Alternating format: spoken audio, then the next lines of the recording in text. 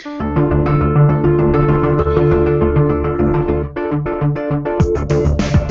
careful where you put that finger. It's gonna get stuck up there. As 3-year-olds everywhere can tell you, it can get a little tiresome hearing that from your mother when she catches you picking your nose. But judging from an epidemic of broken Galaxy Note smartphones across the land this past week, it's advice adults could stand to remember.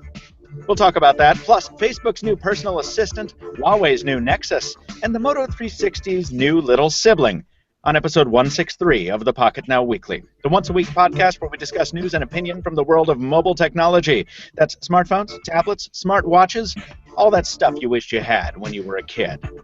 From Boston, Massachusetts, where the summer is winding down and the autumn breeze is winding up, I'm Michael Fisher. I'm joined today by a man of uncommon taste and unnatural abilities, Chief News Editor Stephen Schenck of New Jersey. Good afternoon to you, sir.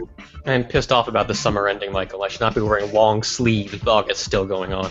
Tell me about it, brother. Good. And by a man who's a friend of the show for a very good reason, he too can't help but fix what's not broken. From 9 to 5 Google and his own well-known YouTube channel, Dom Esposito is here. Welcome back to you, sir. How you guys doing? Well, Glad to be got here. a couple broken smartphones, but I guess we'll talk about it. Jules Wang is keeping the podcast running smoothly despite being somewhere on the other side of the globe. And the time on the eastern seaboard is 12:10 p.m. Good afternoon. You know, folks, before we get started, we have great advertisers that support the show and keep it free for you. One of the reasons why those advertisers love the Weekly is that they know the show has awesome listeners. It's you guys. It's a compliment. Say thank you. I'm kidding, but you guys are awesome. Right now we have a survey that I'd like you to take to help demonstrate that you are awesome, which we already know, and also to help us learn more about our audience. Go to podsurvey.com/pocketnow if you're willing to help us out. This survey, I'm assured, will only take 5 minutes. We're going to ask you some questions about yourself and what you like to buy, but it's completely anonymous. Your answers help us find advertisers that are well matched to you, to your interests, and to the show. And when you're finished, you can enter a monthly drawing to win a $100 Amazon gift card. That's a Benjamin in Amazon bucks. Get yourself a Fire phone or something else. Even if you've taken a podcast listener survey before, folks, I'd like to ask you to take ours, please. It is really crucial for us to continue doing what we're doing. And don't forget, you have a chance to win that $100 gift card. So once again, that's podsurvey.com/pocketnow. podsurvey.com/pocketnow. Thanks in advance for helping us find the best advertisers so that we can keep the show free. Stephen Schenck. Hey. Do you know what regulations demand be done at this point in the podcast? Station ID? Yeah. Without Jules here, I'm going to run in. Yeah. No. And we can curse now, too. Stephen, it is your watershed. goal, it is your obligation, it is your requirement to tell everyone how they can participate in the show today because, like taxation, participation is mandatory. And we need representation from you, the listeners, because we're going to just talk your ears off here with whatever we really want to, which is fine because we have a lot to discuss today. But if there's something that needs clarification, if there's something that maybe we haven't gotten to yet that you think we should, we want you to jump on over to the Q&A here in Google Hangouts and type your question, and other listeners will vote up the favorites, the ones that are most popular, the ones that we like the best. We'll do our best to discuss on the air. If we don't get to your question, because looking at the rundown, we have a busy show for you today, you can always shoot us an email that we might be able to get to on a future program. That can be reached at podcast@pocketnow.com. We may not get to it straight away, but we keep a library of these. We keep going through every show to see which of the emails are most germane to the subject we're discussing on that week's episode. So be patient. We will get to yours, hopefully. So either Q&A or podcast@pocketnow.com. One of two ways. Either way, we want to hear from you. So please do participate. Word up.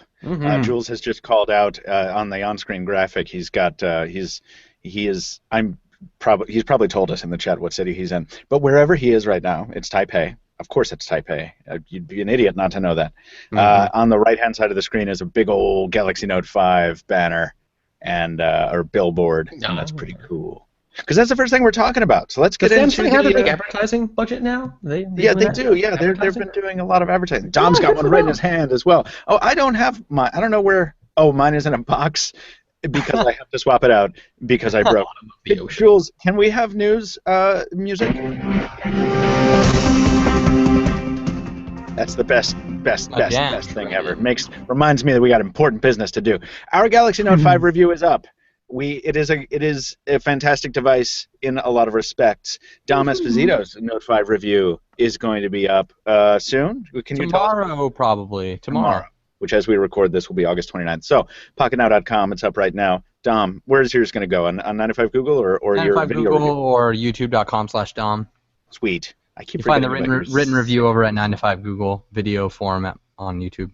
Awesome. YouTube URL. So we've gotten to the point, though. I mean, it's going up tomorrow, so we know how you feel about it, or you know how you feel about it, but we don't. How do you feel about the Note 5 overall, Dom? Before we get into its fatal flaw, I don't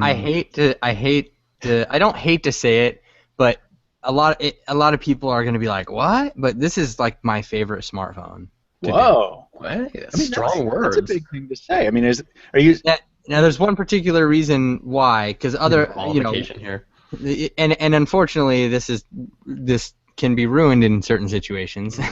Sure. I freaking love the screen off memo. Oh yeah.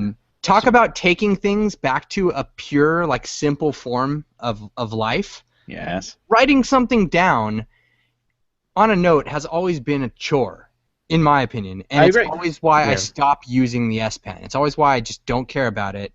And to be able to just pull the pen out and write something down and put it away, it's like a traditional notepad now.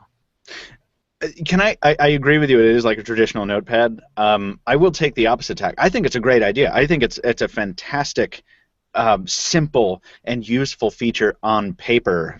That was an unintentional pun. But my handwriting is not terribly great, even on paper. And neither is mine. Samsung says every year that it's like we've changed the tactility of the S Pen nub, so it's like using a pen to write on paper. No, it's not. It's like using plastic to write on glass. This was always my problem with it. It never quite ended up looking as sharp, as being as legible as it would if I were using paper.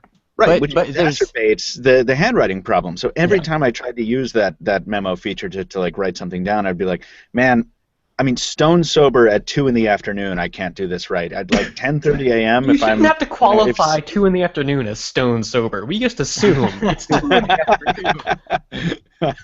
But if it's 10:30 at night in a dimly lit bar and I'm trying to take an action or a quick note when someone attractive gives me her phone number, say, if I'm single, like, it's never going to work out. I'm going to call a million people before I even call her at all. So I think that feature is really it's really cool because it's really easy to demo, and it is a really simple, awesome feature. I praise them for it, but I would never use it. It's just that's. I've talked to. I mean, I've been using it actually a lot, which is surprising because, like I said, I'll get the note and there's new S Pen features, and I'm like, yeah, new S Pen features, and then after and it starts to decline. Like, it's just a slow, until the S Pen is not touched, and then eventually maybe it's not even in the phone anymore. It just turns into it not being a thing that I care about.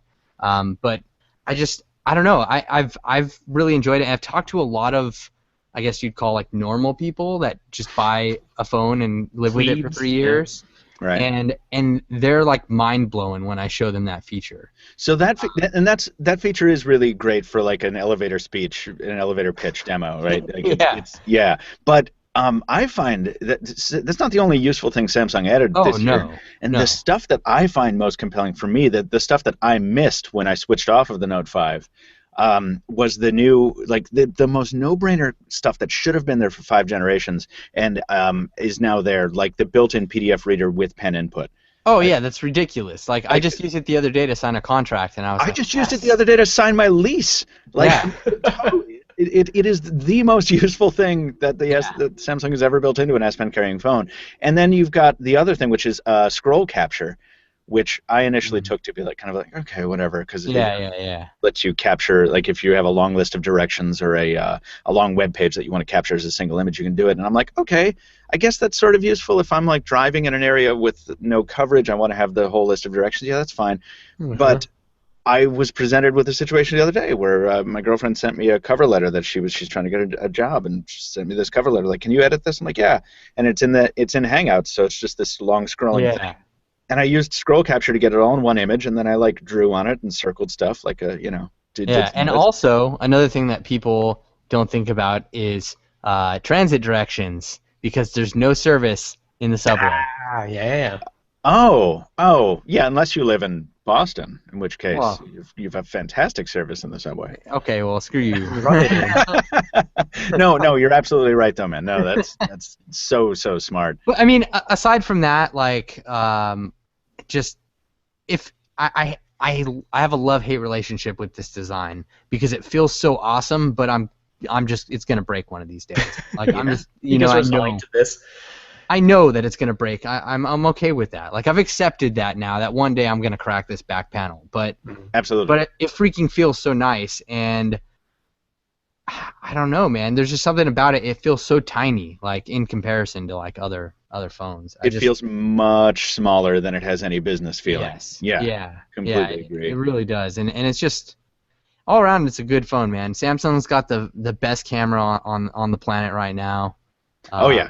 They're pretty much just like, from an all-around aspect, they're unstoppable. But yeah, but now we talked a lot about its most obvious shortcomings last week in terms of Note power users and what they're going to miss, like the micro SD and the removable battery. Yeah. Which I personally could care less about. Me too, and I think we sort of came to that same conclusion last week, that a lot of people are in that boat, but the vocal minority is so vocal. Oh yeah. That it's really making a lot of noise. And to be fair, I get where they're coming from. No, the Note had a cult following. Popular. They helped sell this thing to the public, and now Samsung is sort of leaving them out in the cold. I get it, and the fact that this phone tops out at 64 gigs on board and offers stuff like 4K recording and RAW capture makes no sense. Like you could have put in a micro SD card. You could have fit that.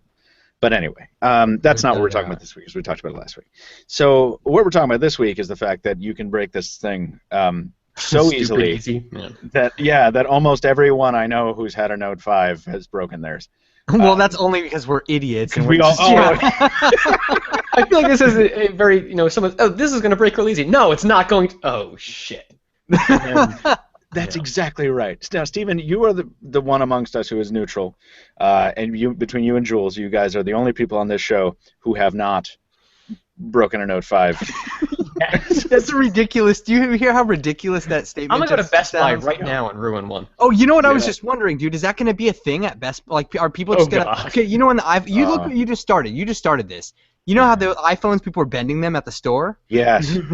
I feel like at Best Buy they've already probably got a tether on the S Pen. Yeah, because you don't want to wander off with it. But I imagine it's going to be hard to stick. I guess they did have tethers on other ones, right? Yeah. Okay.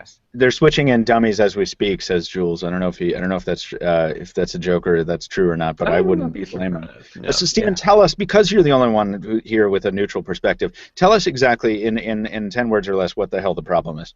The problem is here that with this new Note 5, now the S Pen can be inserted backwards, and if you do insert it backwards, there is a very high likelihood it's going to get jammed up in there. While you may be able to get it out, there's an even higher likelihood you will break this tiny micro switch in the process, and in doing so, you're going to lose one of the key features there, the ability for the Note 5 to detect when the S Pen has been removed and respond accordingly in software. Also kills my favorite feature of the S Pen. Yeah, there's no way to access that. Like, there's no way to access it without that detection. So let's talk then about how this happened. The timeline of this was that I believe, did Android Police break this? I think so, yeah. Yeah. So Android Police ran a story that was basically like, hey, if you put the S Pen in backwards on the Note 5, you'll probably break your Note 5. I want to know what the moments leading up to that discovery were for him. I want to know what they were for you after I tell you what my thing was. So I'm at Dunkin' Donuts. I'm reading this story on the Note 5. And I'm like, okay, wow, that seems interesting, but who would do that? Who would put it in upside down? That's dumb. And then I'm reading the comment thread, and someone in the comments says something like, no one would ever do this. This is so stupid. If you even try to put it in upside down, it feels wrong. You can feel it, and you'll stop doing it. So I'm like, is that true? So I pop the S Pen out. I'm like, let's see how this feels. And we've already made all the jokes on Twitter, everyone. So if you have a just the tip joke, please drop it in the comments. But yeah, I was in the same boat where I just so I'm like, okay, well let's just you know what, this feels great. This feels like I'm sliding it in the regular way. Oh, in fact, I'm not. And the thing is, I think if you didn't read the whole story, maybe if you were like me, you came away with the idea that maybe if you didn't put it in all the way, things would be fine. But that's not true. You go in, what is it, Dom, about 3/5 of the way? Yeah, it's not that far at all. Yeah, and suddenly you have an S Pen that's locked in place. It was funny because, wait, let me see, where is this? August 20, no, it wasn't the 26th. Or it was like on Sunday, on the 23rd, when you guys all this happened on Sunday, and then you guys had a post, and I'm doing the same thing. I'm at the airport waiting for my flight, and I'm like reading through stuff, and I was actually scrolling with the S Pen at the time because I'm a total tool. Yeah, but, no, do the same thing. I was just reading through it, and it was all, I forget what the headline was, but it was Pocketnow article I came across. I was like, it was like, don't do this, don't try to stick the S Pen, and I was like, oh, you tell me what to do, and it said it'll get stuck, and I was like, yeah, whatever. I mean, it can't be that bad, So I put it in there. Sure enough, I was like, and they're like, now boarding for flight number. I was like, crap! And I started wiggling it, and I got it out, and I was like, oh, this is easy. It came out. Ha! Yeah. What Pocketnow? And so then I put it back in my pocket, and I went on the plane. And on the plane, I'm like, oh, I need to write something down. And I pulled the pen out, and it didn't do anything. And I was like, what? And I stick it back in there, and I was like, well, wait, what? And I was like, did I turn off detection? Went in there. It was a sad discovery on the plane. Yeah. So I had the same thing. I managed to get mine out, but not, with a lot more effort than that. It took me like 2 hours of wiggling, bashing the thing on couch cushions. We were having a conversation during that. That's right. And I'm like, yeah, Dom, I'm trying to find thin stuff to slide up into the silo between the pen and just to release the catch. Yeah. But yeah, I couldn't find anything thin enough or strong enough to get in there. So finally, I just decided, I'm just like, well, fuck it, and I pushed it all the way in. And that activated the the clicky thing on top of the S Pen, and then it spat it out. It was like with the weirdest thing. So I'm like, oh, okay, oh, thank goodness. And I had the same thing as you. I'm like, got out of that scrape. And I posted it to Twitter. I'm like, yeah, man, I've handled this really well. And then I found the same thing. Like, not only did the quick memo thing not work, but because the switch was broken on the inside, the phone couldn't determine that the S Pen had been deployed. So the S Pen didn't even function in any respect. So yeah. So Dom, you went and took it to a repair shop, and what did they tell you? So I went to this repair shop, and I walk in there, and I'm like, hey guys, I got a funny story for you. That's how I start the conversation, because first of all, they hadn't had any Note 5s come in, nor do they have parts for Note 5s because they're not available. Of course. Yeah. And I was like, hey guys, okay, here's the deal, right? I stuck this pen in backwards. By the way, don't do it. And here's what I want you to do.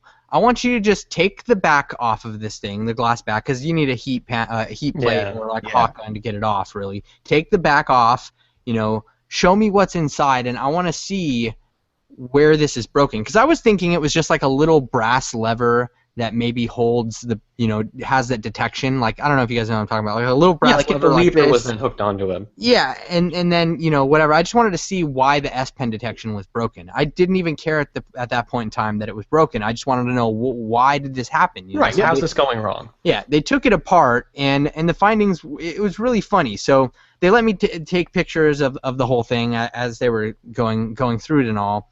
And what it is, it's a little plastic lever, a teeny little plastic lever that is kind of angled upwards, and when the S Pen passes through it, it pushes it out of the way. Now, if you put the S Pen in backwards, the little top part of the pen gets caught on that lever, and it breaks it off when you pull it back through. Such an awful design. I mean, even if you were inserting this the right way, if we're like 6 months down the road here and your S Pen is dinged up, has like a gash on the side, that could just as easily catch on that thing if you're inserting it right. I mean, it very well could, you know, but yeah, the other thing is if you get it all the way up in there, like fully stuck, that's because there's a second lever in there that actually catches on the grooves on the side of the S Pen. So you have those little notches on each side of the S Pen. Right. And that second lever attaches to those little notches on the side and holds the S Pen in the phone. And so you're really screwed if you get it past that lever. You're double screwed if you. You're double screwed. You're already screwed because once you get it past the first lever, you're likely going to break the S Pen functionality. But on top of all of that, what we discovered is should you stick your S Pen in backwards, there is almost zero possibility of getting it out without breaking it. Because even if you tried to take apart the Note 5 with the S Pen stuck in there, you actually have to have the S Pen removed to take apart the Note 5 far enough to remove the S Pen. Now, I was wondering about this, if there's a possibility of recovering if you've done this. What are the tolerances like? If you were able, let's say you didn't get it stuck on that lever at the end there, you're just past the micro switch, do you think you could conceivably get like a sleeve of paper around the S Pen to keep that depressed? Here's my next thing, and I developed this tool, an S Pen extraction tool, as I like to call it. I'm too afraid to try it now because I do have a working Note 5, and I'm too afraid to try it. But what I did was I took a straw and I cut it in half. Exactly. Yeah. And it actually is rigid enough, and there's just enough space to slowly inch it into the phone. I don't know if that'll work. If you get your S Pen stuck, let us know. Yeah. I've also seen reports of people getting some success waking the sensor back up by sticking, a bent the cartridge from like a Bic pen up in there after you get the S Pen out and sort of jostling that sensor. If it is still intact, this is not a great idea because if you're not gentle enough, you'll break it off. Bent, not broken situation. Yeah, but I don't know how that works though. Like I don't know. Right, because the way it's angled, do you think it would just cleave it? I don't know. Yeah, I don't know, and but I mean, I was able to get the sensor to respond. Yeah, me too. Because at the point of mine where you put the pen in and take it out, it doesn't know the difference. You might as well not be doing anything. But if you get up in there and the sensor is about what? It's like 2/3 of the way up the silo, and it's on the inboard side. It's on the side now, with the display. Dom, in your teardown, you mentioned how these guys you brought it into said this is not something that we could repair here. Do you think that was just because they didn't have the parts available, or just the surface-mounted soldering was such a nightmare? Repaired. Yeah, it cannot be repaired. I mean, like in the teardown, we discovered that the lever that activates the S Pen functionality is actually housed in a little metal piece of whatever that's soldered to the logic board of the phone, and so there's no replacing that. I mean, they wouldn't. They told me that you're probably better off having Samsung service it. Which in that case, they're probably just gonna send you another phone under some kind of warranty replacement. If that's a gray area too. We don't know how they're handling this. We know how they're handling it at the moment. Well, their official response is to read the manual, which tells you not to put it in the wrong way, lest you damage your device. So Samsung did think about this, and this is how I sort of want to close out this part of the discussion. Because there's a schism there in comments and in articles and editorials as to whether this is a design flaw or straight up user error. And I would love to hear y'all's opinion on it. Let's hear from Steven first because I'm sure he's thought about it. No, it's a design flaw. I think Samsung built this a certain way with the assumption that users will use it the way we want them to, and this is never the case with consumer electronics. This is we saw something with, I forget what phone this was, like T-Mobile or something, I want to say a Huawei, where they had to stop selling it because it had a non-removable battery, yet users were still trying to pry the back off of it to get at it and potentially setting them up for fire hazards. Yeah, it was a ZTE phone, in fact. ZTE, okay. Users will always try to find these edge conditions that will break things. And it's a huge oversight that Samsung didn't make this microswitch here like a Hall effect or an optical sensor or something that would be resistant to any sort of physical tampering. Yeah. And I think that engineers are going to be considering something like that next time around, if not just some sort of keyed design that is physically prevented from sliding in backwards. But ridiculous failure. I can't imagine a situation where Samsung didn't test this and realize this was a possibility. Somewhere along the line, someone must have decided it's not going to be as big a problem as it could be, and this is clearly not the case here. Yeah, Jules makes the point that this isn't. It's got to be third-grade foolproof or toddler-proof. This isn't flooding the phone with water. It's screwing around with a plastic stick. It's a part. I mean, it's something you're going to fiddle with. It's and especially because we have the the clicky button on top. Yeah, it's the most fiddleable with S Pen ever. Yeah. Dom, you're in the same boat, I take it. As the design. Yeah. Yeah, I mean it's clear that here's my theory. I don't know if this is true, but let's say they went through the manufacturing process, they had everything done and ready to ship, and then one guy in the cubicle was just like, whoops, and got it stuck in backwards. And Samsung was like, oh, quick, pull all of the user manuals out of the note boxes and we'll make this new one and put it online. Because didn't a note usually come with a full user manual? Actually, I don't. It's been a long time since I remember seeing any full user manual. I don't know. Yeah.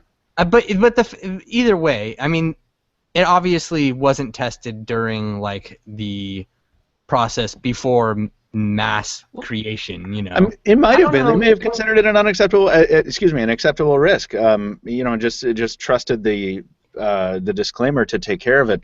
Dex from Australia in the chat is asking. Is bringing up a good point. If has anyone tried to put the previous Note Pen backwards?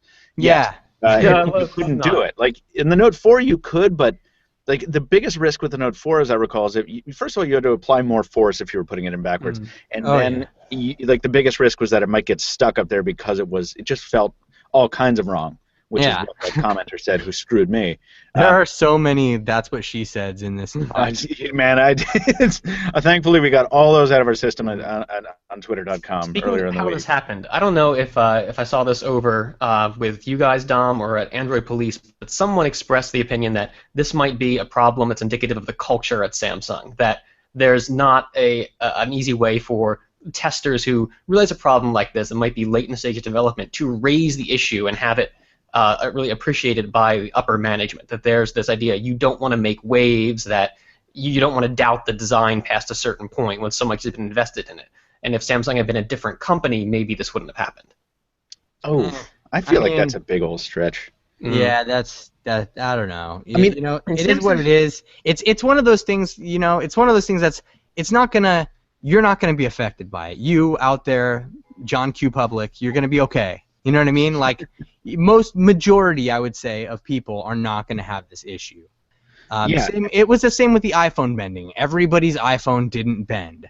But iPhones would bend time to time, Yeah, I mean, I think, I was initially of the opinion that calling this any kind of design flaw was stupid, that people were just sort of looking for it's a kind of a messed up design for sure. It is, I guess, but I mean, there is still undeniably a part of me that really resonates with all the fun images people were making, like that. There's a million of them now, but the one that somebody sent to me was somebody's like, there's this dude riding his bike and he sticks his phone in the spokes of the wheel and the bike flips him over the handlebars and lands on the screen and says, "Screw you, Samsung."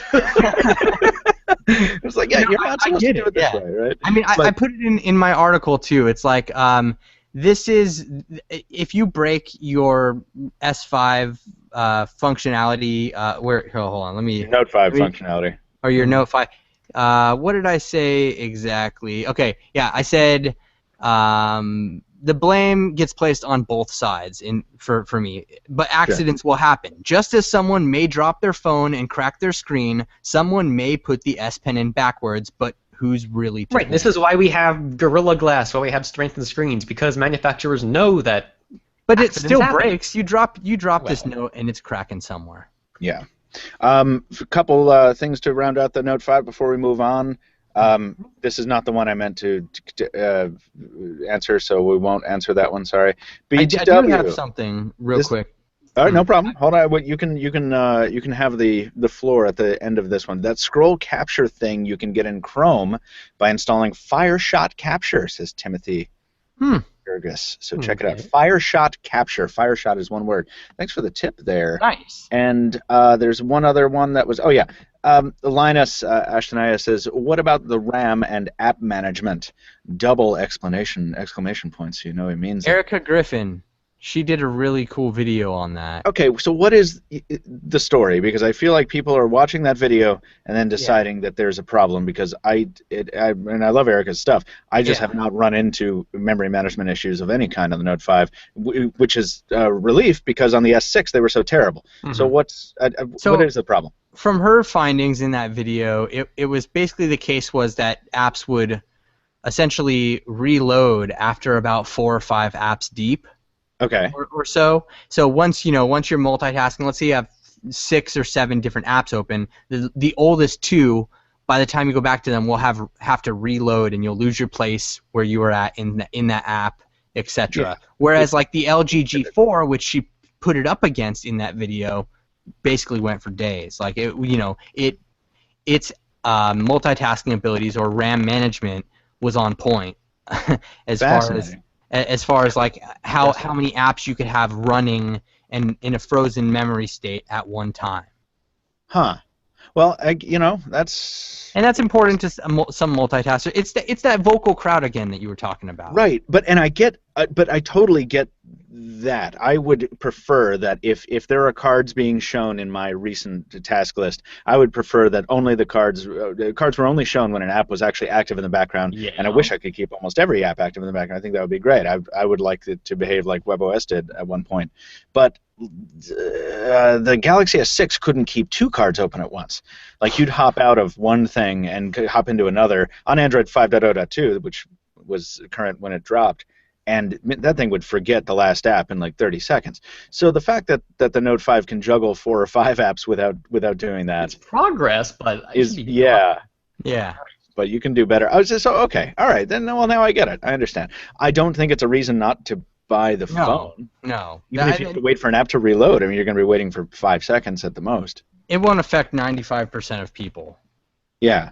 So. But it is good to know, and I actually will keep an eye on that. And it's frustrating that in order to get performance like the G4 offers with its multitasking, apparently you need to put up with the LG skin. Something we discussed in the LG G4 versus Note 5 video. Jules would like me to stop bashing the LG skin, but I'm not going to do that. Real quick, though, before we leave Note behind altogether, I wanted to talk about something interesting that I kind of thought about, is where, the rumor is the iPhone 6s will have a Force Touch display or whatever, and like the Apple Watch and the trackpads and stuff. If you think about it, the Note already has somewhat of a Force Touch display, and has for a while. It's pressure sensitive. Well, yeah. So, the hardware is there. Yeah. On the pen. I know, but it's pressure sensitive. You know what I mean? Like it has that pressure sensitivity. I just thought it was not to like be like an Apple. Wait, that works with fingers? No. Well, technically, you can turn up the sensitivity on your screen. Sure, so I don't know. Well, I think they removed that back a while ago, but. I just mean like on the S Pen side of things. Yeah. There are 2,000 levels of pressure sensitivity to the latest Wacom digitizer built into the Note. Yeah. So conceivably, if they wanted to, they could build in Force Touch with the software patch. And I feel like they won't though, because but there's no I don't know that for that Samsung wants to do. Well, I don't know. First of all, I don't know that Samsung wants to get into yet another legal battle with Apple. Second of all, no. Well, maybe this is what you were saying, Stephen. They'd have to build Android that apps are not designed to respond to different levels of pressure. They take their input as single point on/off, so there'd be no benefit to that. But unless Samsung built a bunch of apps in for TouchWiz. Yeah, Samsung. Yeah. So I don't know. Yeah, I want to see some guy complaining all these people who, the Note 5, it's missing expansion and getting all grumpy about this. I want to see the guy sitting there as new Note 5 with the S Pen pressing a little bit harder, verifying. Wait a second, somebody has 1,800 levels of pressure on this. Oh, my money back. I will say I do miss it when I go to something like the G4 that also has on-screen memo taking capability, and I'm using my finger or whatever like that, or using Snapchat on any other phone and like marking up a picture with a fingertip. Mm-hmm. It's so that all that stuff makes me miss the notes so hard. Because whether you truly can notice the difference between 2048 and 1024 levels of pressure sensitivity, I don't know. But just having that degree of precision with a pen as good as the S Pen is really, really cool. Just don't put it in backwards. So Note 5, great device. Read Dom's review. Read our review. Watch Dom's review. Watch my review. Just do everything. Consume all the Note 5 goodness. Yeah, consume our content. As we move on to the Sony portion of the news block, I want to ask you, Dom, we're getting some interference audio-wise from you. I don't know if when you're speaking, you're a little helicopter-y, so I don't know. Can you hear me better now? No, it's yeah. When you speak, it's kind of like you're talking through a low RPM. Someone's crumpling some aluminum behind you. Yeah. That's really weird. Are you using the Blue Yeti? No, I'm using an MKH416 and a Zoom H6. Yeah, you may want to. I don't know if you want to switch mics and then switch back, or leave the room and come back. However you want to solve it. Turn around 3 times. I'll fix it real quick. Cool, man. Continue. In the meantime, let's have Steven tell us about this Sony news. This is exciting. So I am excited. I didn't think you would. Too.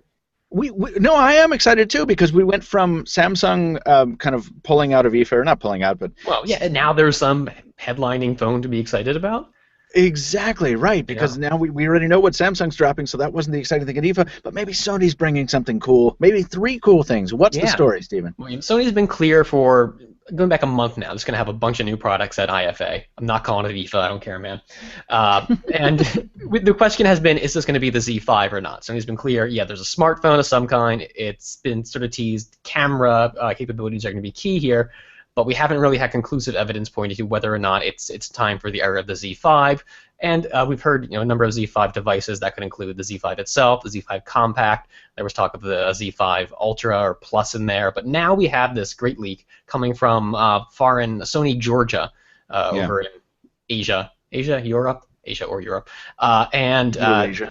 Yeah. And in addition to the Z5 and Z5 Compact, they outed this device, the Z5 Premium. And this guy may be the Sony phone we've heard about that could finally introduce us to the world of 4K class displays. Everyone panic, too many pixels, batteries are too small, GPUs can't keep up. Well, too damn bad. It looks like it's happening here. Okay. All right, 4K. What is the resolution? Read it out. It's 3840 by 2160. Okay, at 5.5 inches. Yeah, it's like 800 something PPI. This is going to be the thing that makes me do it finally. Makes me go out on the sidewalk with 2 phones, stop people on the street on camera, and be like, "Can you tell the difference?" That's not why I'm excited about this, man. Why are you excited about this? Well, right now the only use case, I'm still rocking a 1080p handset here, and it looks fine when I'm, holding it at arm's length here. Google Cardboard, man. Using this for any sort of 3D thing, you can see them pixels big. I'm sure it looks a lot better in 2K, but 4K, that's going to make a world of difference.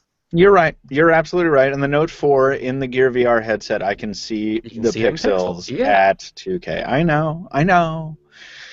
But if that's going to be the thing, this is an edge. This is not what most people are using their phones for in, day out basis here.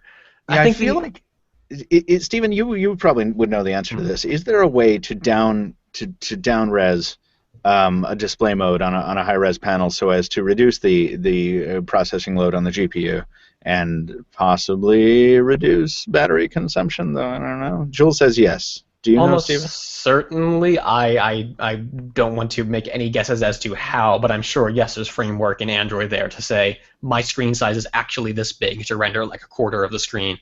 Or maybe just to render it that big, but stretch it in the on the GPU. Right. But that conjures all kinds of awful memories of scaling and apps when Apple released the iPhone 4, I think, or no, the iPad. It was the iPad stuff. It was like the stretching. Yeah. Hey, Dom, welcome back. Hey, you sound good now. You sound good. Yeah. No helicopters. No helicopters. That's a plus. Yeah, we're talking about this ridiculous 4K panel on the Sony Z5 Premium or whatever they're going to call the thing, and how it'll be useful for VR and And I Google mean, Cardboard. even I if you like can't see the pixels. pixels, you can appreciate just this. Like text will render a little bit smoother. It'll look But it more doesn't. natural. It can't. I It's don't know. imperceptible, but I think there's like looking at an A and B. I wouldn't be surprised if people could say I can't quite put my finger on it, but this one it feels nicer. It looks better. I Rest no. in peace, I bet you it'll be a 50-50 wash. I think that We should do QHD already, experiment. Quad HD at 5.5 inches versus 4K at 5.5 inches. Looking at a regular web page rendering average size text in Roboto or whatever, I don't think Oh people are man, going to I to got measurably tell the difference. I don't think there'll be a difference. But I we're mean, going to look at. I know I could tell you the difference between 300 and 500 PPI just Oh by yeah, looking at something. sure, but that's a what is that? That's like a it's like a 66% difference. But Yeah, we're when do going we from hit like the- 500 to what 900 or something stupid. right? But then at some point there's that level. We get that retina effect there. Where can our eyes stop discerning the difference here? Yeah. Yeah. It's somewhere, but I don't know if we've hit it yet. Like when will something just look like real life when I'm looking at it? Yeah, like it Real already life does. doesn't look like real life. You know what I mean? The stuff can look Pixelated. real life on a 1080p panel. Like it's crazy. There's a shot in the Note 5 review where I used a space shuttle launch just to demo the display or something like that, and it looks so unbelievably beautiful. And for a moment, I was like, "Oh, should I shoot this in like 2K for the review footage or something like that?" And I'm like, you know what? No, because we're going to export to 1080p anyway, and it's going to look so beautiful anyway. That's the point. This stuff already looks so good. Yeah. I'm not excited about that. You can have the Z5 Premium, Stephen. Do whatever you want with Take it. it. I want the Z5 Compact Oh, because the compact line has been the most exciting thing from Sony, I think. Nobody else agrees. But No. I was in New York City yesterday, and we were talking about. I was on a panel at DroidCon with Eric from Phone Scoop and Andrew from Ars Technica and Flo from Greenbot, and it was fun. We talked about phone device sizes, and we were talking to people in the audience afterwards, and we must have talked for 25 minutes about how phones are too big and they're out of control. Oh man. You know what we know what's really refreshing for me right now? That 4.7-inch Idol 3. Yeah. Oh, yeah. That's right. It's so cute and small. It's just like it Yeah, feels that was so right. size of the original Moto X, and we were all. That was like 3 years ago. Like that, yeah. And then this is the Z5 Compact should be in the same range there, 4.6. Yeah. Yeah, and because the Z3 Compact was 4.6, and I remember I just did the After the Buzz on it. I remember saying like, "Hey, we've all been convinced ourselves that these big screens are the way to go, but when you go back to using a phone at that screen size, it's so refreshing." When you take all these modern advancements that have been so far constrained to larger flagships, you put all that great hardware into this tiny package. It can be eye-opening how you can have a good phone experience that still looks physically looks like a phone that might have come out 4 or 5 years ago, but has modern tech, has modern capabilities. I think a lot of people will find that very, very appealing if there were better options out there.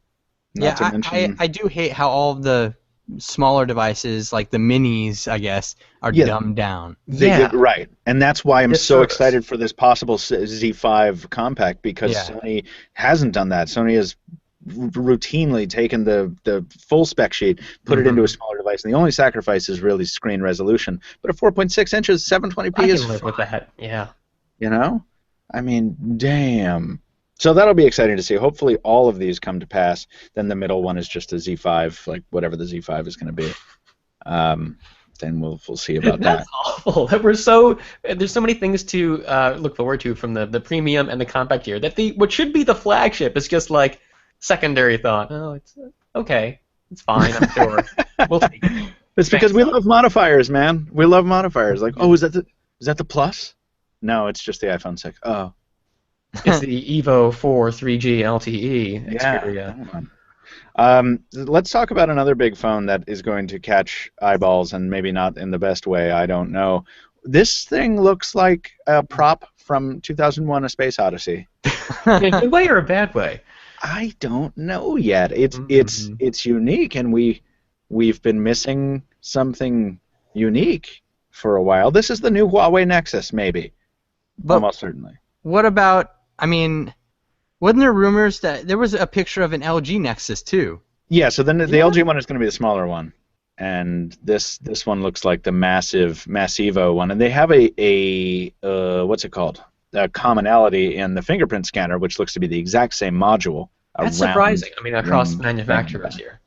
Yeah, quite. Well, but then again, they're both Nexus phones, and this is going to be the first year that Nexus that we're going to see two Nexus devices at once, or two Nexus handhelds at once.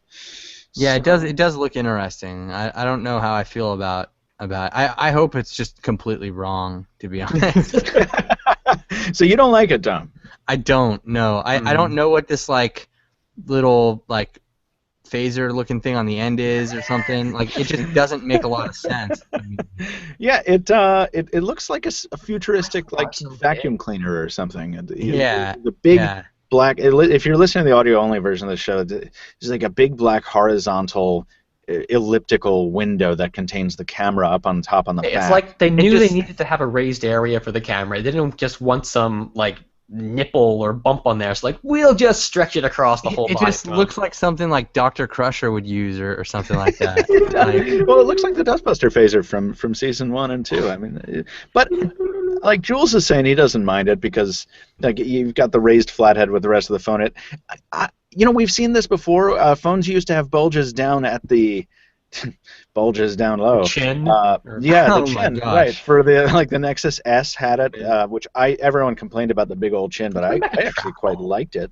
Here's my thing. It's got to have a damn good reason to have that bulge. Sure, and I'm sure it will. It's gonna have some crazy stabilization. It'll have some like crazy like shoot 3D 360 videos or something like that, and it's gonna be X-ray.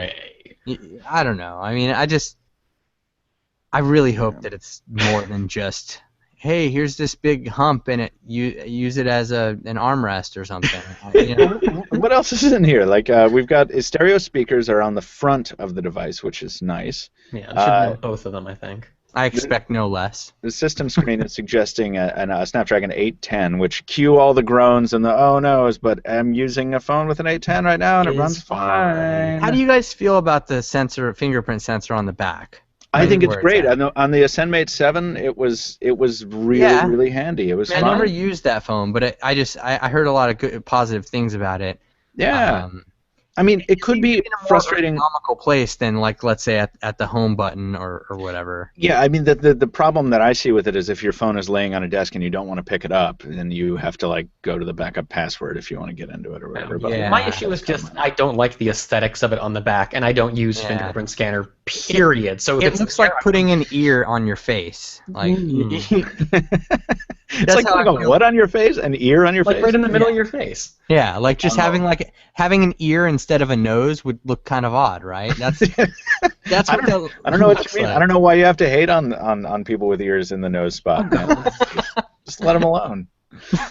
No, I think I don't think there's any problem with having it on the back. I think HTC actually led the charge on that with the One Max. Yeah. But they used a swipe scanner, which didn't work well in that position or any position. So. Well, I guess what looks more ear on the nose with it is the fact that it looks like somebody photoshopped an iPhone home button onto the back of that phone. Yeah, it is a circle, a perfect circle with a metallic ring. That's my only thing. And not to say that that's horrible. It just doesn't. I don't know. It doesn't sit well with me for some reason. I have to get it in my hand to really judge it.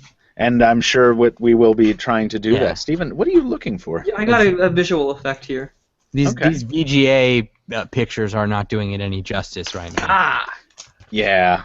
It definitely looks. Wait, Stephen has a the Pacific Silence giant ear vinyl. Manfred Mann's Earth Band ear.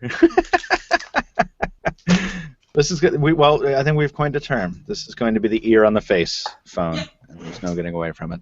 No, I think it's going to be cool. It'll be Huawei's first Nexus offering, and I'm excited to see what that's going to be. I'm excited to see Huawei just do something like that's internationally known on a major scale. Particularly in the U.S., where Huawei does not have great brand recognition. Yeah, I should be clear. Yes, particularly for U.S. customers, because I was just like the P8 Lite. Come on, I mean, that's what you're giving us. Like Nexus, That's a big deal. And I Nexus feel is like a huge deal. That'll It's that'll an exciting year for them. give them so much brand awareness here in the United States, which is going to be huge for them. But yeah, Jules says he's using the P8 Lite and he resents it. But is it, Dom? I was talking about this yesterday too, a little bit. Yes, Huawei making a Nexus device is going to be huge for us, for those of us in the phone geek circles. Yes, it's going to result in a lot of headlines and somewhat improved mind share in the regular consumer space, but I feel like I talk to people when I'm using a Nexus phone, they're like, "Oh, what phone is that?" I'm like, "Oh, it's the Nexus blank," and they're like, Yeah. they don't go like, "Oh," like they would if I'm like, "Oh, it's a Samsung Galaxy, whatever." They'll be like a Nexus. It's like, who makes that? And I'm like, it's Google's. Oh, there's Google Android. Yeah, it's Android. Right? Well, see, if I were Huawei, what I would do is post Nexus launch, you get ready to launch your own major U.S. flagship. And you live off of the buzz from those headlines. Yeah. It's like, oh, Nexus came out, and now we have this super awesome flagship too that's releasing in a month or something like. You know what I mean? Like, it seems like that'd be the best way from like marketing standpoint to. Yeah, this is another question about the what's going to happen this year with the Nexus devices. We're clearly doing something different with, or presumably with getting two phones here. But are we going to see a return to the like $300-400 price point? Then Huawei could be like, okay, you like that? We got this $600 model here that's all that and a bag of chips. Or is this going to be priced comparably to the Nexus phablet? Yeah, I don't think so. I judging from what we just saw before we went on the air. With 810, this level of hardware. Yeah, but in terms of Huawei in general and pricing, we saw this thing. We ran this story that what's going on? The Amazon pre-orders are open for the Huawei watch. Is that what's happening? 6 months after its announcement, you can finally almost get your hands on one. Huawei, that I gotta say, it's one of the best looking Android Wear watches for sure. Oh, it's gorgeous. It's a little chunky, but it's got a nice look to it. Yeah, it's got a nice look. But I was a little shocked at some aspects of it, like the price. that's the thing. What is it on Amazon.com right now? Because that's just it's the base model, which is bare bones, leather strap, silver watch, $350, which is in line with other Android Wear watches. But if you want to get fancy, you can spend up to $800. It's in line with one other Android Wear watch, right? It's in line with the LG Watch Urbane. I don't even think the Sony's in build quality. I mean, right? close. In build quality, it's from what we've seen, it's gorgeous. Yeah. But I don't know. Is it worth that? Huawei's been targeting this mid to high end segment, and that's all they want to. That's all they want to focus on when it comes to the U.S. at least. So I don't think that their smartphones or smartphones are going to be priced affordably. And I don't think Google has shown an indication that they want to go back to that. We had the Nexus 6 at an outrageous price point compared to the previous one, but compared to everything else in the market, it was just kind of standard. It's like it was a regularly priced phone. I don't know. Maybe they want to go back to that. Who knows? It's not the only potentially ugly phone out there, though. Someone tweeted an image of this next story. With the simple caption, "Microsoft, what the hell are you doing?" Stop. If only anybody had if only Microsoft had the answer to that question. So I'm looking forward to Windows 10, to trying it out on new hardware. I'm looking forward to continuing a lot of this other stuff. Yeah. And we've all been looking forward to new Windows Phone flagship hardware for a very long time. But if this render is anything like the real phone, I think we're going to be waiting.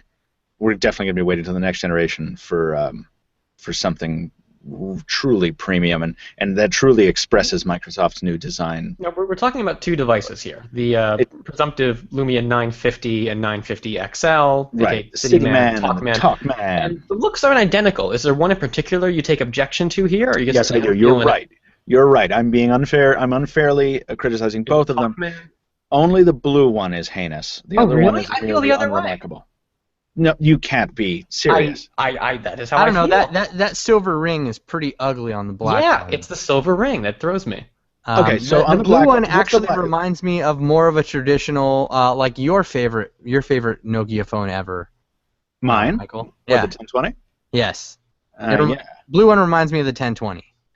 The blue one does not remind me of the 1020. I mean, I know that the I will 1020 tell had a you much why. bigger area on the back. And The 1020 had a big old super pronounced camera crater Sure. that we all called the Oreo because it was about the size of This that. is like an But Oreo Mini. there was nothing else on the back of that phone. The 1020, like the 920 before it, was an exercise in minimalism. Okay, and anything that needed to be a casing penetration was grouped onto the top or bottom edge. And then Nokia sort of started experimenting with something different with the 925, and people liked the look of that thing, but I thought it was a departure from a better direction. And now this thing, what's the blue one? Is it the City Man or the Talk Man? City Man. Okay, so the City Man, which is the blue one in this The render, XL, yeah. has this like ugly speaker grill next to no, that's bad. Yeah. 830 No. sized camera thing, The which only makes thing it I don't like on the asymmetrical. back is the It's Microsoft got like logo. pogo pins above the lens. The Microsoft logo is Those one aren't of the only pogo things I pins. like on it. No, what are they? What are they? We have 5 dots on the top and I assume bottom. it was like a diversity microphone. Maybe they're speakers. It will be, yeah, but there's already a speaker on there that's screwing everything up. The camera branding, it's everything is just in the wrong place. Then you've got the soft keys on the front of the thing, which is another thing. It is a very ugly device. What pisses me off is on Talkman. You look at the side view here, and the screen is recessed a little. Like the front glass doesn't extend to the edge of the device by the looks of it here. There's this like lip around it that does not jibe with me. That wouldn't. Yeah, I would not like that. No. Yeah, I don't know.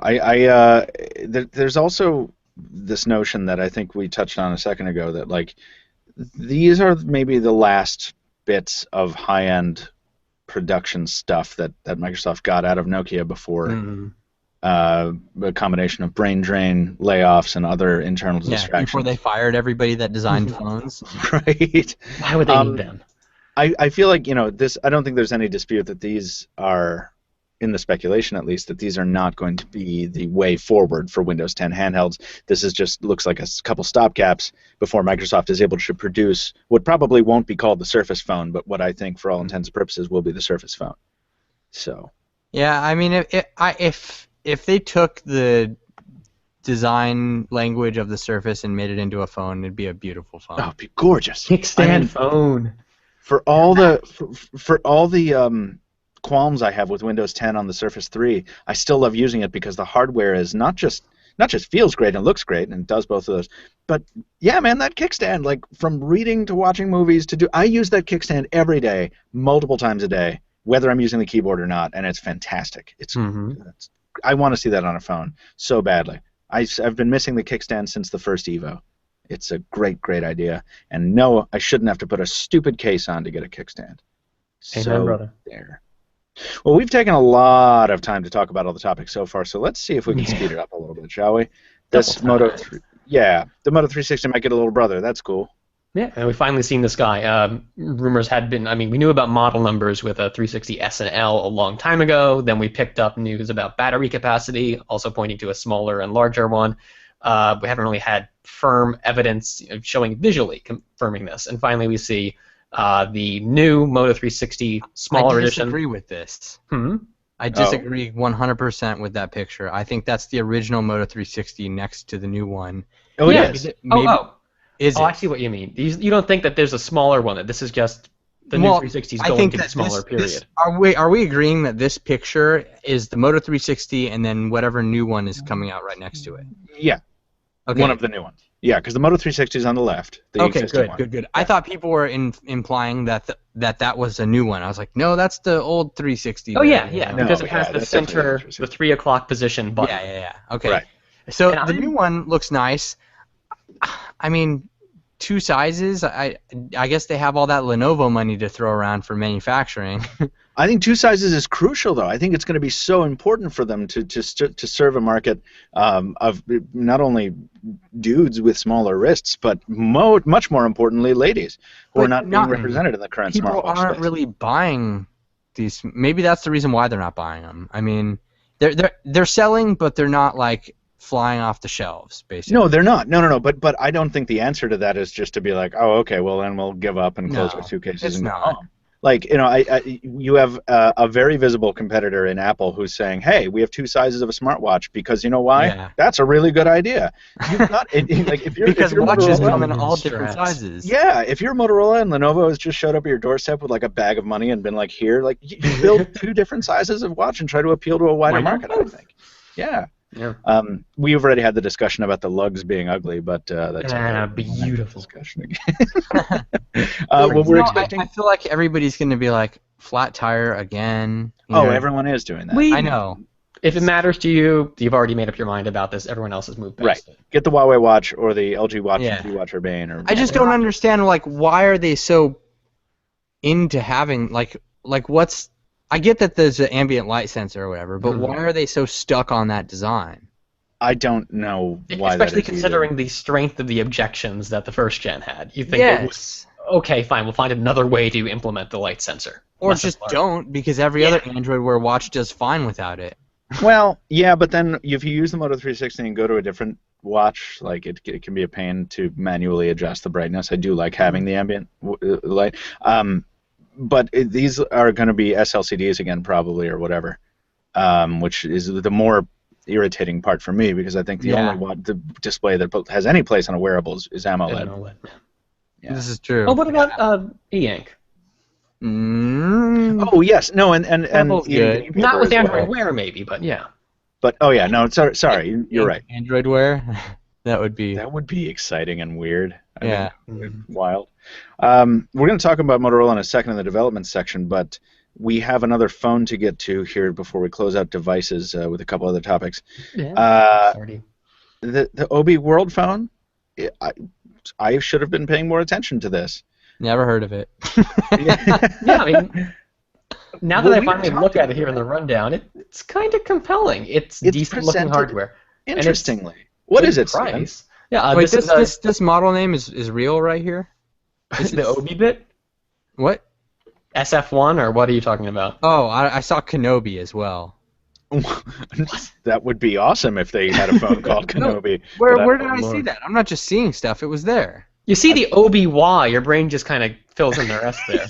Yeah. No. Really? It's the slug that Jules used for the art. Ah, okay. I was gonna say what?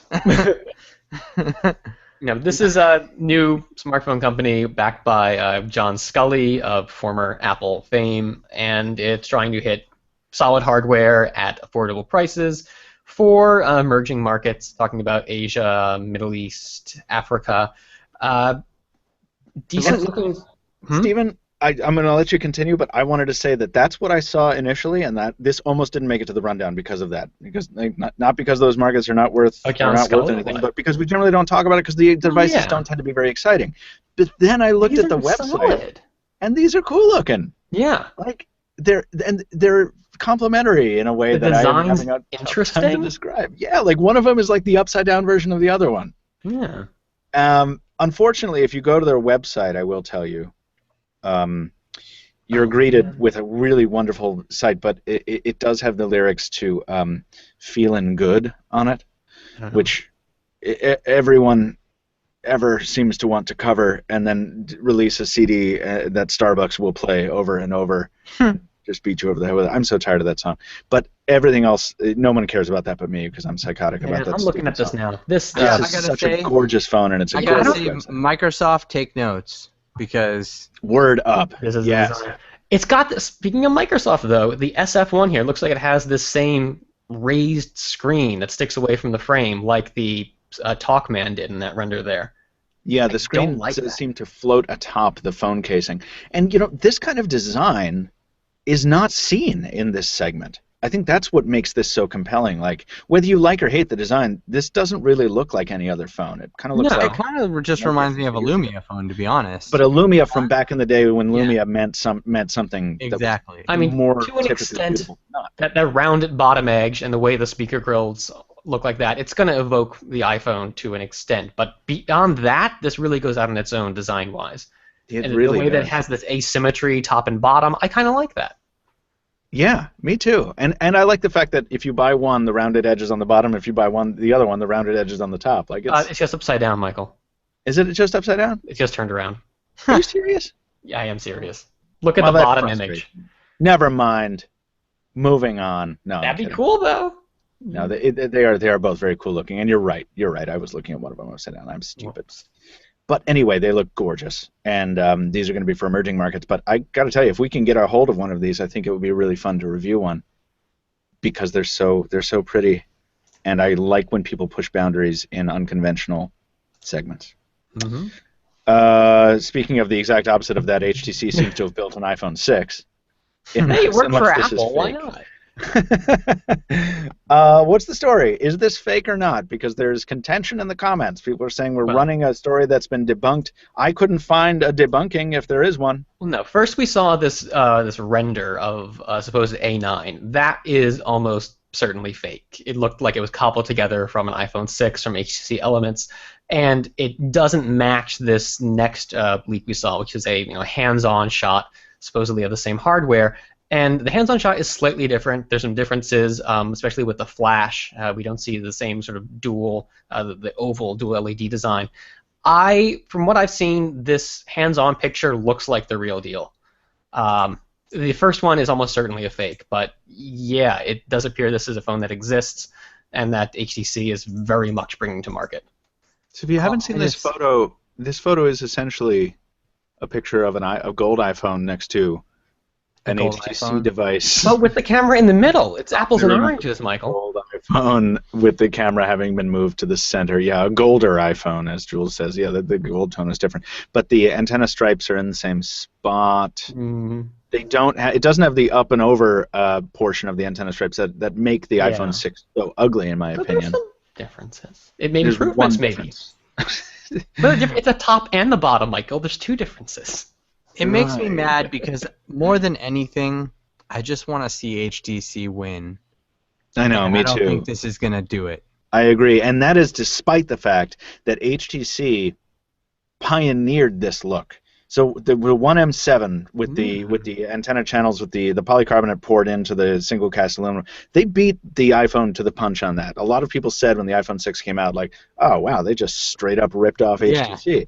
And but that, despite the fact that may be so, you can't be, if you're HTC, you can't come in and just be like, well, we started it, so it doesn't matter if this looks. You can't have the design and then drop it, and then someone else does it better, and you're like, oh no, we meant that we were going to keep sticking with that. We thought of that first. Right. You can't do that.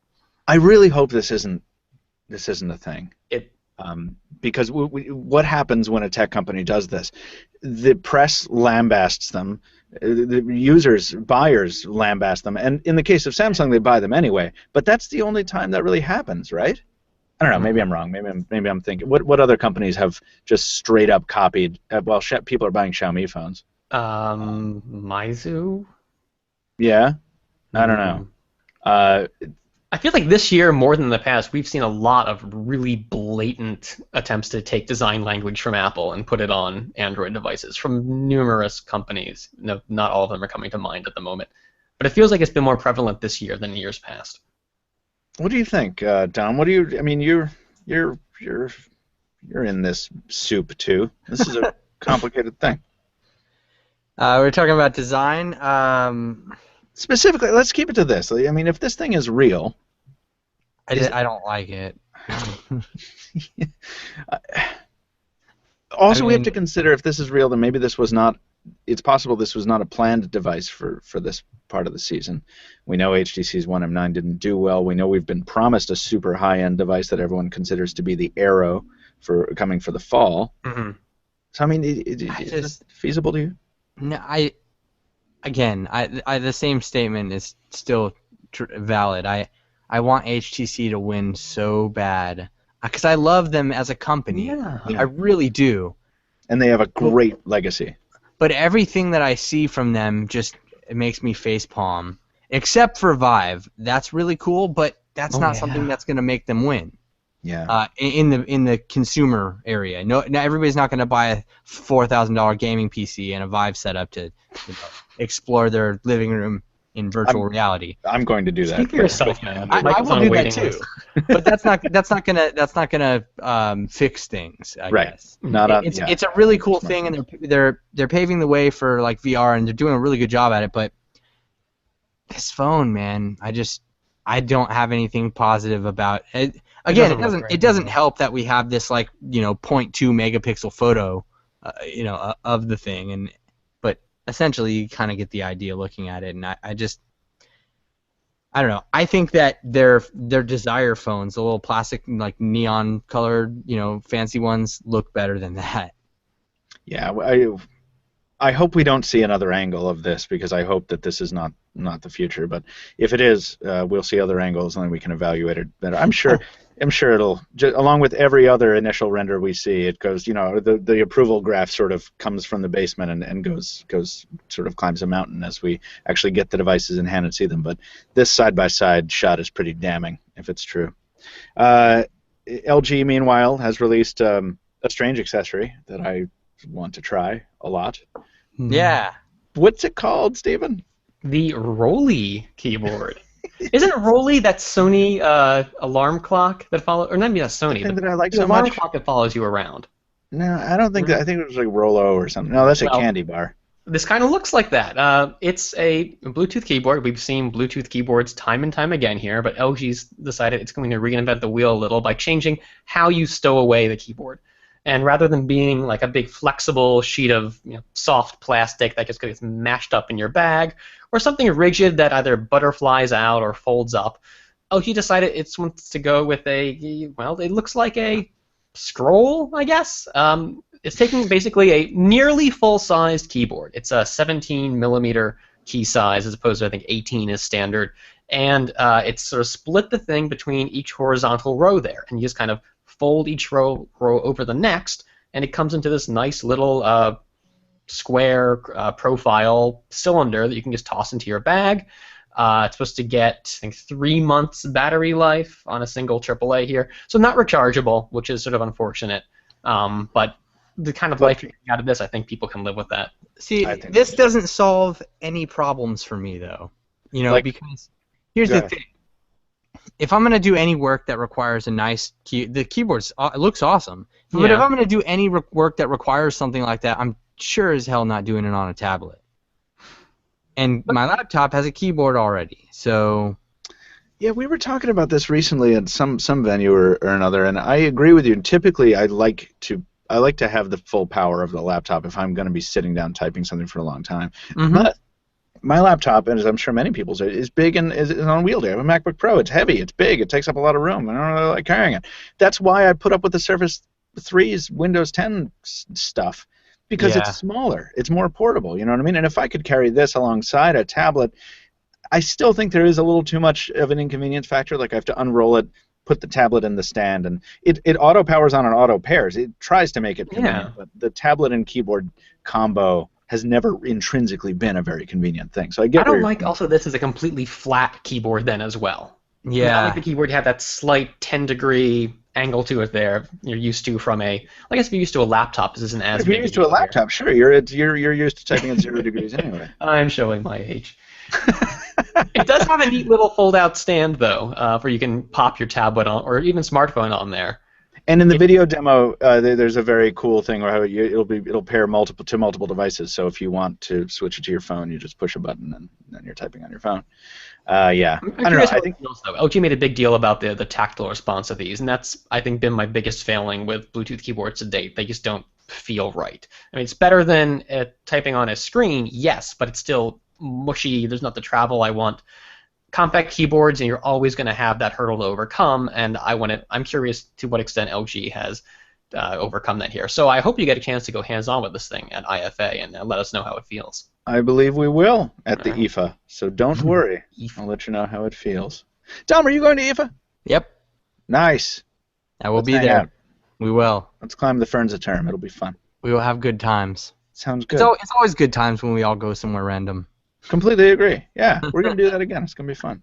Yeah. In the development section, just to sort of speed through these, big surprise to everyone, I think, Amazon has decided that its future is not going to involve building smartphones anymore. Not necessarily, but you not hold your breath there. I feel like So I read this story on Thurrott before I read it at Pocketnow, and his headline was basically the one I used for this. It was like, Amazon exits smartphone business. It's like, yeah. I think that's true. They've been just missing staff from Lab 126 there, specifically engineers who had worked on the Fire Phone project. This is supposedly unprecedented for Lab 126. It does not bode well for the company's future smartphone efforts. No. That being said, if you want a Fire Phone... I don't think you can get it anymore. I saw is it someone sold out? this might be gone. I'm going to double check this now. So the story was that they discounted it heavily. It started life as like a $499 device, then it was $199 after a super cut, and then they brought it down to what, $129? It quickly came down to like the 200-ish level. Ever since they've been slowly paring away. Earlier this summer it was down to 160, and just the other day it finally hit 130.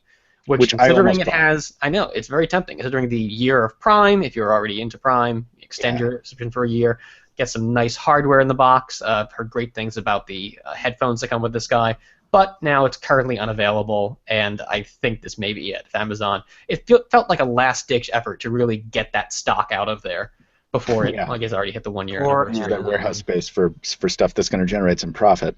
But Amazon has no warehouse space. That's the problem. Jules makes a point that this comes at a particularly bad time for Amazon because there's just been that whole expose about the company's culture sort of crushing the souls of workers. But for our purposes, I think this is just yet another confirmation that ecosystem is everything. This was not a bad phone.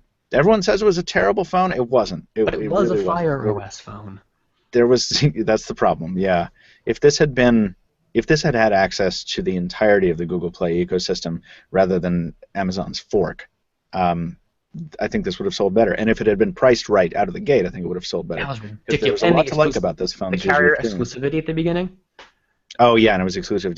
Yeah, they basically made every misstep they could. But at the core of it all was a phone that wasn't terrible. People keep saying it was a terrible phone. It wasn't a terrible phone. It made some mistakes, though. You couldn't pay me to buy that. Those gimmicky quad cameras around the edge there, that was not necessary. They didn't add anything to the experience. It did. It added. No. It did. It did. It didn't add something that was useful. Well, okay. but I don't. That doesn't. How often do we talk about stuff that's UX experiences that are just fun, just like quirky? Like, I mean, I don't know. We've talked about this before. Oh, cool! I used to do different colors for the spec sheets in the videos. That's fun. I should do that again. We're supposed to be moving on. Lenovo moves its this is weird stuff under the Motorola brand. What is happening with after Lenovo bought Motorola? We sort of had the impression that Lenovo was going to continue its sales of Lenovo branded smartphones. Motorola would do its thing. They'd have some overlap, but we generally see Motorola focusing on different markets than Lenovo. But now, no, we're going to see a very quick transition here where future, what would be Lenovo smartphones, and we already heard a couple weeks back that when both Lenovo and Motorola were announcing these layoffs, that Lenovo was going to rely on Motorola for the design and manufacture of the phones. Lenovo would just handle marketing, I think. It's apparently much more than that. It's going to be Motorola branded across the board here. That's not entirely true. Well, Lenovo will still have its the new ZUK phones, but they're, I guess, not Lenovo branded. And these are going to focus on different segments of the market. There was some lack of clarity in how that was explained. I believe that the ZUKs are going to be more mid-range and internet-based sales than Motorola's are going to be, but yeah, goodbye Lenovo phones. We will as probably Jules not says, here. Hopefully those phones won't actually zuck. A+, Jules. I imagine we're going to hear more of that, more from them at IFA. I do believe Lenovo is making an announcement or two at IFA, so we'll be talking about that next week, I'm sure. Another thing we'll be talking about once we get our hands on it is Facebook's M, its new messenger-based digital assistant. Oh, God. Yeah, well, at first I thought this was just going to be like a straight-up Siri clone or a Google Maps clone. Don't we have enough of this crap already? But that's what I thought too, but this is a different take on it. This is not just artificial intelligence processing a query and delivering a result based on a knowledge graph. this is that, plus actual human beings trained in customer service, like Concierge. a sort of concierge, for you. But And really, you what never are they know gonna which do? one it is. You know, Well, like they gave a good example. Like I'm going to whatever. I'm going to San Francisco tomorrow and want to get a good burger. And then the result is like, hey, people rave about this place. You should go at this time. Do you want me to make a reservation? Like that's compelling. so it's only real people. Or No, it's not only real how do people. you know So if you're getting a real person or if you're getting the that's bot? the point. You don't know, and it's supposed to be completely transparent. You just tell it what you want, and if the knowledge graph and AI can't deal with it, it hands it off to a human who responds. Okay, well that's cool. I mean, just disclaimer, I had no idea. I hadn't read about this at all. I heard about it, but I didn't look into it at all, so I didn't know that aspect We of gave it. you 45 minutes notice before you came on the show today, so I was driving most of those 45 minutes. No, it is what I'm saying. You do not have to be informed about anything, Dom. Oh, okay, you're on my side. Off the hump, Yeah. I thought you were Come complaining on, like, man. Dom, we gave you 45 minutes to get Yeah. No, your man. crap together, dude. Like, No. what the hell? No, so right. So I was in the yearboat where I was like, do we really need another one of these? But then when I read up on it, Yeah, I'm there's like, something this different. seems like a good idea. Something more. And if they say that in the future they may be able to bundle it in to use your because they're Facebook, so they're gonna use your data to make it better. And I think that would be interesting. It's like I need to get my wife something. I don't know my wife very well because we're in an ill-advised marriage. And then Facebook Cam is like, well, she likes all these things that she says on Facebook. You should get her the new Twilight book because you married the wrong person. What? I'm just worried that the having the assistance here is going to limit the availability and well, both geographically, if you need people in serving the area that they're in, so they can provide useful knowledge about how can I go about getting these tasks done, how can I easily get reservations here and there, or just the beyond the geographical restrictions. If this does open en masse, I mean, Facebook, yeah, they're a giant company, huge resources, but it sounds like there would be a gigantic investment. I don't know how much of the user experience here requires this human intervention, but I worry about their ability to keep up with the demand if this thing does. Facebook has stupid money. They could continue I know, maintaining this for the next 30 years probably and be just fine. Also, I hate the name. You don't like the name? I don't know. My girlfriend saw this article, thought it was a typo initially. Like, did you not finish typing the word messenger there? They already have messenger. It doesn't. They already have anything. 60 other apps.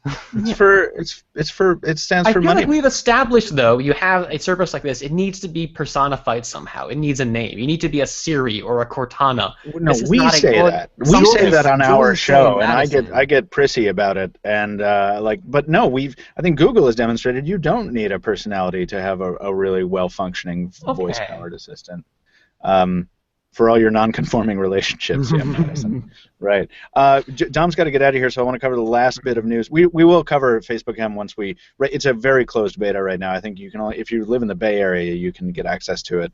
But when it opens up, we'll check it out. Apple's gonna release new iPhones, and they're gonna do it. How is this the last thing? I love how this is the least important news. Oh yeah. Well, because I mean everyone knows it. You couldn't exist as a human in the Western world without knowing this. So it's not. I mean, it is really boring news, to be honest. Yeah. It's a real It's the mid-cycle iPhone refresh. It's an S. It's an S. But what if we get some of the new iPads? They could maybe iPad Pro happen. No, it's a super long shot. I know. Yeah, because the iPad event is always a different one now. They don't do them the always, but Apple. I don't think we can trust the patterns. I'm Apple switching things more up. excited for the new Apple TV than I am the iPhone.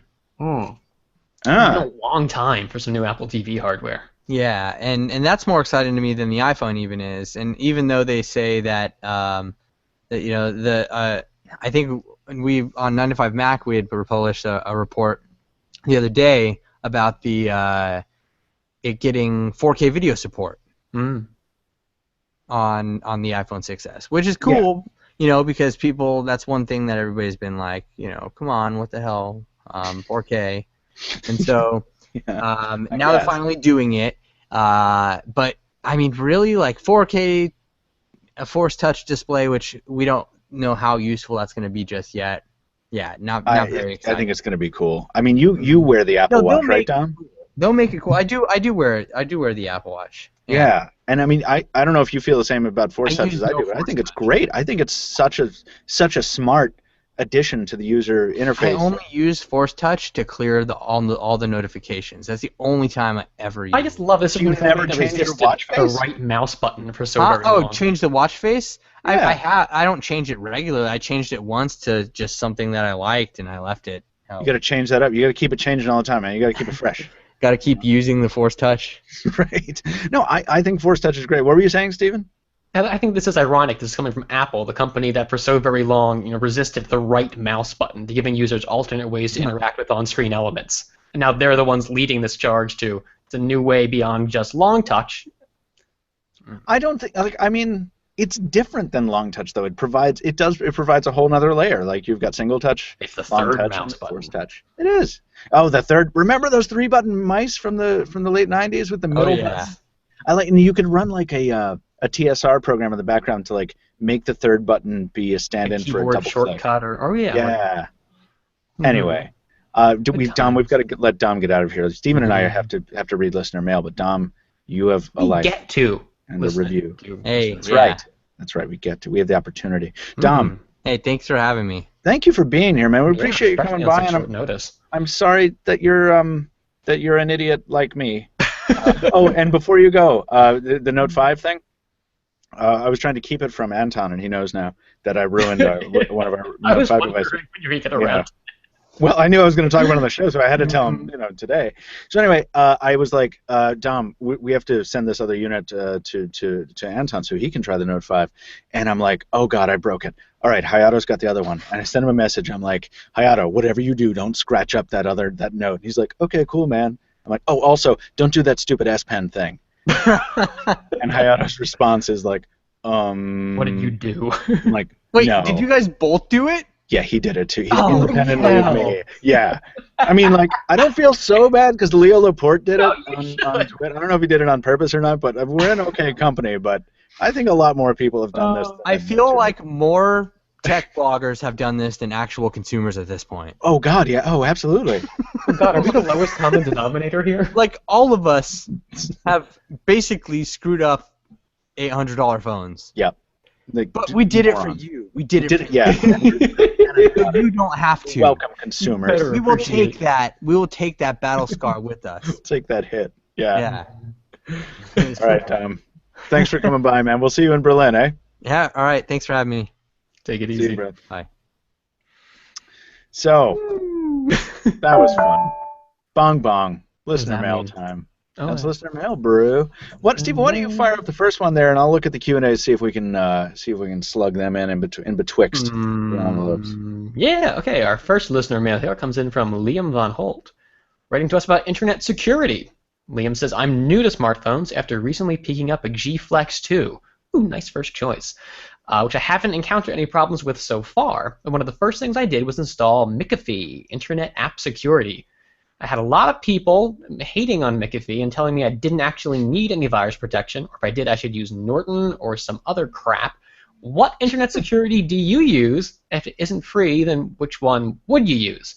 And why do you think most people don't use virus protection on their phone? I chose this question knowing that I didn't really have a solid answer. Stephen, here's my thing. Do you use antivirus on your Android phone? No, I don't even have a password on my phone. So My phone is a wide open slate here. You can attack it as you... No, don't, but... But that's the thing. Like, where is the threat going to come from? You don't Exactly. install a large number of apps, right? I'm installing a decent number, but I'm not like installing sketchy apps. I'm not pirating stuff from Chinese marketplaces here. There are few situations I'm getting into where I feel like I'm putting myself at risk. My only big issue is I'm not installing system updates because I'm still rocking KitKat because I don't want lollipop, and that opens me to stage fright. But at the same time, then also, I don't like the idea of antivirus software in general. I've reluctantly been using it on my PC going back a long time now, but there was a good point up until the mid-2000s there where I did not run anything like that. I don't like any sort of software that's constantly running.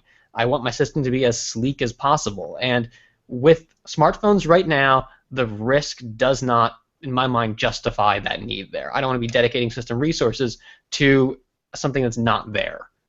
I want to say that I agree, and the more I think about this response, the more naive I feel. Because on a PC, I feel irresponsible not using an antivirus solution because there are threats to a PC that there are many more threats to a PC coming from many different directions, I think, Sure. than is currently true in mobile. And on mobile, I only tend to install apps that are, again, you know, they're from the Google Play Store, but... Now, do you use Google's malicious app scanning for side loading? Yeah, well, I almost never sideload. That's the point. I mean, most of my apps come directly from the Google Play Store. I mean, I'm not doing anything that requires me to run... It's very rare that I have to like go into developer options and say untrusted sources and let it run anything. Now, if I were doing that more often, I might consider running antivirus. And when I was on the Black Phone for a bit, that had some of those enhanced privacy solutions and some of that software that would let you know if stuff was running in the background that was a little weird. And I liked that added layer of security. I liked being informed about that. But there's a carrier, I think it's T-Mobile, that bundles Lookout security as an out-of-box like piece of carrier bloatware. Mobile? And phones from... Yeah, on the carrier-branded phones. And that's like a hassle. It's such a big hassle that I always disable it because it's like every time you do anything, it's like, oh, look out, like a notification pops up. Look out, check this out, and it's cool. Like, scanned this app for problems. No problems detected. I'm like, great. Stop telling me. Just tell me if there's a problem. I don't need you to be constantly coming up to me so I'll say good dog to you and like dismiss you. No. Just run in the background and be unobtrusive. I think that's my problem. None of them are unobtrusive enough to where I can run them without being annoyed. I think it's worth mentioning with Android Marshmallow coming up here, and we're going to see those granular app permissions debut in a functional way that you don't have to be all hacky to get access to. That I can imagine will create a situation where it's going to lower the need for these antivirus things. It'll be easier to protect yourself against some malicious apps, those that are trying to do things. Now, there's still going to be, I'm sure, issues where apps will try to escalate privileges and exploit holes that will let them do things they shouldn't be able to without your knowledge. But situations now where people are blindly installing apps without reading the full scope of permissions, I think that Marshmallow will give them built-in system-level tools to mitigate the impact that malware could have that won't require them to turn to third-party solutions nearly as much. Yeah, I was going to say, assuming people use them, that's going to be the dangerous assumption. A lot of this is protecting you from yourself. I think especially with apps from untrusted sources here, and you can take some degree of responsibility, or you can install this app, and there's a balance between the two. You have to decide where you want your level of interaction with the phone to fall. Like if you want to be making these granular decisions about everything, or if you kind of want to pass the buck onto an app, you have options both ways. Roger. Breaking news concerning earlier portion of the broadcast. It looks like the information on that Amazon page for the Huawei Watch is not necessarily correct. I don't have anything more specific than that other than that page is apparently not supposed to be there. So whether that means that information is incorrect or not, I don't know, but it's... Follow up right after this podcast. It's being disavowed. Interesting. So. That's a shame. We've been waiting for this guy forever. I was really hopeful that it was nearly ready to land. I think it is. No, I think we'll see it soon. I mean, they put that thing up on their site. This is clearly coming. So whether it's this week or 2 weeks from now. Yeah. Well, we'll see. But that's just that is just news. Breaking news. Breaking news of anti-news. Yeah. What's the next piece of listener mail, Stephen? I was looking for that, and I got distracted by that, and I'm looking at the Q&A still. Denise B. asking us about Gear VR. Ooh, let's talk about it. Hit me. She's right. Samsung has a close partnership with the Oculus Rift, and as a result, they're miles ahead of anyone else in the game. The Gear VR hasn't been quite ready for mass release, but it does keep getting better and better, and it's quickly getting to the point where it will be ready. I have a Note 4 and the Gear VR headset for it. Last Christmas, it was a massive hit with the family. Everybody went to try it, and they were amazed. I really think it's going to be a game changer now that the hardware has finally sort of caught up to the idea. All we're waiting for is the software to match it, and that's only more slowly getting there. I think this year the Note 5 will be very exciting to see what Samsung will do. Obviously, we'll be making improvements on Gear VR for the Note 5, and wants to know, will this be the time where Gear VR really makes an impression and sells along with the Galaxy Note 5, or helps, I'm sorry, the Gear VR itself helps drive sales of the Note 5. Maybe Samsung could do a package deal to get it in the hands of more people, and with Oculus Rift coming out early next year, Vive out this year on stream, Samsung has to start making its push soon.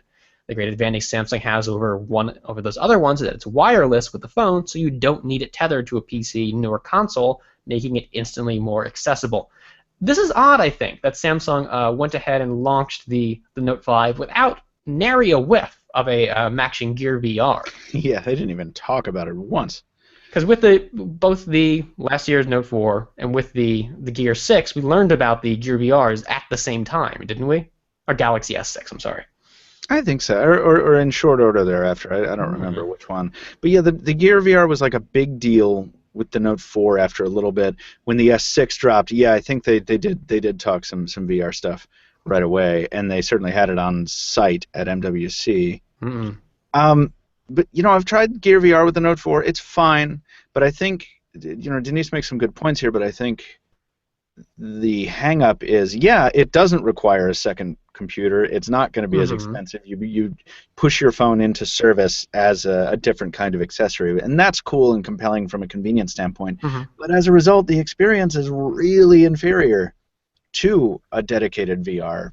But is it noticeably better than like the cardboard experience? Because Samsung, when they first launched it, made a point about how responsive this was and how they were giving all this low-level system access to the software so that it could have, the key to having really immersive VR is really, really fast response times. The on-screen elements change in response to your head instantaneously. You have to get that down to like 10 milliseconds, maybe 20, and more than that, and it's noticeable lag. Samsung was supposed to have tackled this. Do you think they have? Maybe there's a difference. But I used Google Cardboard back to back with the Gear VR, and I'm sure there's a difference. I'm sure people more qualified than I can talk about that, but I couldn't detect the difference. Probably because both times whether it was Cardboard or Gear VR, I was like, oh, okay, I get it. Fun. I guess this is whatever. Whereas the Vive, just so what's like the difference punch me in the face and knock me on my ass. Software that's available? Is it the fact that you could see the pixels on these? You can see the pixels on the Samsung and the Cardboard, but it's not really that. It's the degree of immersiveness that you get with Vive. It's a larger field of view. They're independently controlled displays on the Vive, I think, and they're both. You're not looking at one screen, so there's two separate displays, and they've got a refresh rate that's I don't know what they're high. Yeah, it's ridiculous. But you've also got. I mean, the audio is self-contained as it is with the other ones, but you've also got these handheld controllers, so you don't need to like go and touch something on the visor to interact with the thing and push a button or whatever. You've got these handheld controllers that are replicated in the virtual space as well, and they can be made to look like whatever they want to in the virtual space. So they're paintbrushes or they're flamethrowers or they're whatever. That makes it a much more immersive thing, and also the fact that you can move around in physical space and have that physical movement mirrored in the virtual space. But you can do that with the Gear VR, but it's a perspective shift. Yeah, you're looking around and seeing different parts of the universe, and that's pretty cool. But with the Vive, you can walk steps, and you walk steps in the virtual world. I mean, this is something that could be addressed with Gear VR type hardware here. We could have integrated headphones. You could have better accelerometers to do inertial motion sensing here. At a fraction of the cost. Yeah, you could have the hand controllers there, and you're not tethered to anything, so you could be walking around without getting all tripped up over yourself. I don't know if you could have the hand controllers. I don't know. Because I think what drove the what made the hand controllers possible with the Vive was the sensors that were mounted on the walls. Okay. Because those also made the walking possible. I'm not sure if they drove the handhelds as well. Maybe somebody can write in. I wonder, though, if Samsung is waiting for a higher resolution device. Because if it were to do a Gear VR for the Note 5, I don't know. I mean, yeah, it's a more powerful device than the Note 4, but so we could have maybe higher frame rates or better quality, or graphics that are rendered better. But it's still physically going to look largely the same, and I wonder if it's waiting for its own 4K display before doing something like that again. It could be, and I think that the points you were making before are very, very valid. This is not in the same class as the Vive, and it won't offer the hands on one of those. You really do. So yeah, but I don't think it will be a game changer. No, it'll be another accessory in Samsung's arsenal of look what happens when you join the Galaxy Club. Like, look what you can do, and that I think it'll serve them well. I don't think it's going to change the game though. No. And the fact that Samsung keeps having to come out with new Gear VRs, that you can't just like buy the Gear VR, get the Note 4 this year. Next year you might want to upgrade your phone to the Note 5, but this is a $200 investment here for the VR hardware. You should really be able to pop that next-gen phone in there and be able to keep on using it. And I think the lack of upgradability there might be also hurting consumer adoption. I think you're right. Mm-hmm. And there it is. I was looking for the mail, and there it is. The last piece of listener mail. No. This is from, here's a pronunciation key, Virag, or at Girly Droid for short. So either way. Hi, guys. First off, thanks for keeping up this awesome show. I never miss an episode. Thank you. Which leads me to my question. Has technology come to a point where it's not worth being a geek anymore? Owning a OnePlus One running CM out of the box, I've never even thought of changing ROMs or rooting the phone. And after more than a year, I just can't see anything out there that would be worth ditching the OnePlus One. I find that for people like me who don't have time for glitzy features and want a reliable powerhouse, technology has slowed down quite a bit. Or am I just getting old? Lately, I don't have to stay ahead of the crowd so often or enjoy the excitement, as I don't find new handsets as exciting as they used to be. Is it time for me to just settle with my OnePlus One, which I still can't find fault with? Or do you think there could be anything in the works worth keeping an eye out for? Thanks for your input. Live long and prosper, Virag. I am feeling the sentiment here. Peace and long life to you. Yeah, Stephen, I thought this might resonate with you. Yeah. You're so over this. You know, I love the idea. All I do is write about hardware all day long, and I am constantly exposed to all the latest development here. I'm aware of where things are now, where they're going, and it's hard to get excited because we've reached a point, I don't know when exactly, a few years ago, where everything works pretty well. There are those points for improvement, like battery life and camera, but we're not still at a point where apps are struggling to load, where we don't have enough memory to go around. Storage capacity, okay, that can be improved, but those solutions are out there. They're just not being implemented. And I'm running a phone that's nearly 2 years old at this point, and I'm not sure I'm going to upgrade in the foreseeable future because it does everything I need it to, with bells on. It's really, really hard now to drive consumers or to keep them stuck in this 1 year, 2 year upgrade cycle when the improvements are just these incremental steps. We're not seeing this. You're not opening up the user to this new world here where, oh my god, I can do these things with my phone now that I didn't even know were possible. It's, okay, I can do everything I could before, and yeah, it's neat. I can capture multiple screens at once on a screen cap here. That's cool, yeah. But it could be done with a Chrome plugin. This is... Well, I think that was a desktop. I know what you're saying. Innovation has slowed. I think it has slowed, but it hasn't stopped. So I No. think that the thing is, I think you can get as excited as you could in the past, but it doesn't happen as often. I think it happens on a 2 year upgrade cycle now, maybe for some people, or even a 3 year cycle for people who are quite content with their stuff. I think it's cool that you found a phone in the OnePlus One that you don't need to change up and nothing else is. I don't think that's something to be bemoaned. No. But if you're worried that you're not going to be excited by stuff in this segment anymore, I don't think you have to look far to get excited. The whole wearable thing, whether it's going to last or crash and burn, it's exciting right now because companies are out trying new things. There are exciting things to be found in other platforms like Sailfish. You've got the Ubi phone we talked about before. Is that what it's called?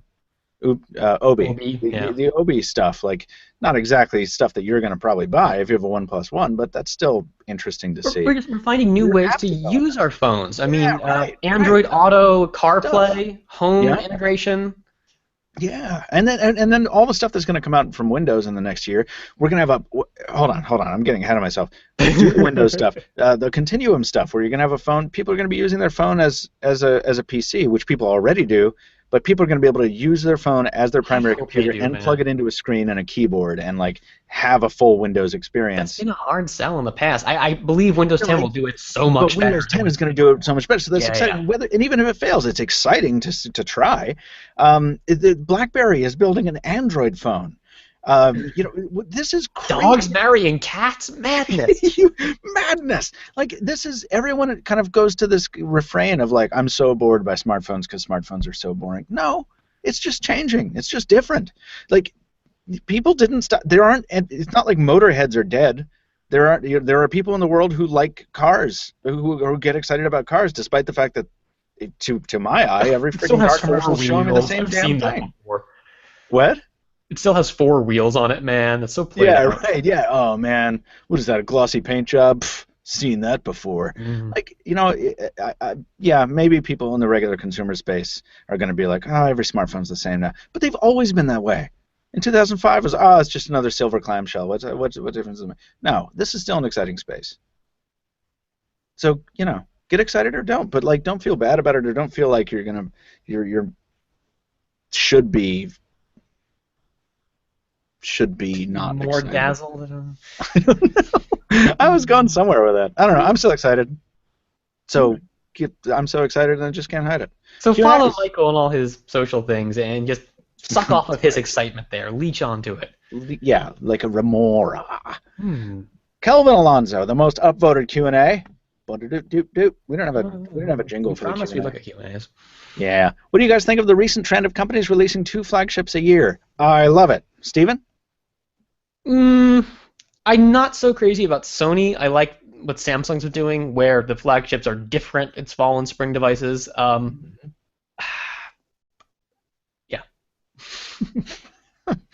He likes Samsung, not like Sony. It's just too much. No, I think it's great. I don't think it's too much. I think that this flies in the face of the previous listener mail, because it's not what you'd expect from a slowing segment. And maybe it's not sustainable. It's probably not sustainable. But for now, I'm happy to have double the excitement every year. I think it's great. I don't think it will be very healthy. I don't think that there's consumer interest to support it. But I like it personally. And there's this voice in the back of my head that's resources are finite. And if a company, it can be putting out 2 flagships a year. That's cool. It's going to keep on supporting them for a while. But maybe could you just do 1 a year and keep the updates coming for longer or more frequently, put resources into making one phone super, super good rather than making 2 phones as expected? Yeah, that would be rad. Yeah, but right. Well, it could go either way. But I think, I personally, I think it's cool. With the Note 5, I love this question. Fat Produce asks, with the Note 5 not being the power user's go-to anymore, what is now the power user smartphone that fills that role? I love this question because I don't know how to answer it. What's the one that's had 2 micro SD cards? What? Oh, the Sagus V squared. Yeah. Is that even going to happen? Who knows? Hit delays. They keep changing their launch date and then not getting back to us in time. So yeah, I don't know. I think the Sagus will for people who need a lot of onboard storage. Also, ASUS recently announced news that one of their Zen phones is going to have 256 gigs of storage, I think. So there's that. And also, their Zen phones are so spec heavy anyway. I think people are already starting to take note of their Intel-powered devices for being so affordably priced and so relatively spec-heavy. So there's those. We tried to see if it was going to be the G4. I don't think the G4 is a suitable Note replacement for somebody, but if you're looking for expandable memory and a removable battery and you want an affordable price point, well, it's a good choice. Yeah. So I think it's spread out, over a lot of devices from a lot of different manufacturers. Or you can get the touring phone if it's a real thing. You can spend it finally looks like it's actually gonna come out. Maybe, yeah. I mean, I know they've announced delivery dates, but until consumers who pay money have the product in hands, I'm gonna be wary because that guy's track record is spotty. So there. What are you looking forward to most at the IFA, based on current rumors, Kojo Wadu? runcible. Beautiful Berlin scenery. Yeah, no, there's a lot of stuff. Z5 compact says Yeah, it Jules. seems like Sony is the Good call. guy to look Sony's- to this year. But hold on, there's more stuff going on. Steven, is Sony it for you while I look at the calendar? I mean, I was just looking at the calendar earlier today, getting my head around what our coverage is going to look like. Sony stands out. We got that Microsoft keynote, but we're not going to get any phones. Right, or even phone discussion. Asus, Acer, was that on there? Asus is on there, and they're going to release some things. Yeah. I believe there are rumors that TTE will launch a few things, though those will probably be, considering the timing, those will probably be Axon derivatives. Yes, Alcatel One Touch is going to be there. Maybe they'll have some Palm news. Maybe they'll do the Palm rebrand. We don't necessarily need to have these really big flagship phone launches for IFA to be a really, really interesting event. Just going there to see all of these, kind of the weirder stuff, the accessories from companies that may not be first and foremost on our radar there, that have been doing cool stuff. This is the chance to see all of it at once. So even without a lot of really strong, even without the Note 5, there is, it might even be a benefit. It gives us more resources to look at all the rest of this great stuff. Yeah, including, and we've been saying this for a couple trade shows now, as the wearable thing has sort of picked up steam, sort of. I think there's going to be more wearable news here than people are expecting, maybe. That sounds like a safe bet. Yeah, I think we're gonna cover a lot of watches at this show. I think no matter. Gear S2. Yeah. We totally forgot about the Gear S2. Yeah, I didn't forget about it. But well, but there's rumors of other, like we ran a post with a roundup of rumors of a bunch of companies launching. I think Lenovo is going to have some interesting stuff to say. Lenovo. It's good stuff. And LG, we're going to get to go hands-on with the what's it called again? The Rolly. The Rolly keyboard. That's going to be fun. Oh, LG is going to have the G Pad 2 maybe on site. I don't know. There's going to be stuff to see. It's going to be fun. It's going to be a good show. I'm going to tell Hayato to have the Curryverse. That's going to be great. It's going to be fun. We're going to climb the ferns of term. It's going to be excellent. Kenneth Escalona suggests a third-party S Pen that you can put in both ways. Now, I was thinking about this. After looking at Dom's teardown there and the mechanisms, the point of the little recessed bit at the top of the pen, that's just for your fingers to grip, right? There's no mechanism in the phone that holds on to that. So I don't see that is why correct. Yeah. I mean, it seems like a solution, if you're worried about this, is to jam that up somehow to fill in that space there, in which case if you were to slide it upside down, it wouldn't be catching. I would not be surprised. Now, it's going to be difficult to make a third-party S Pen.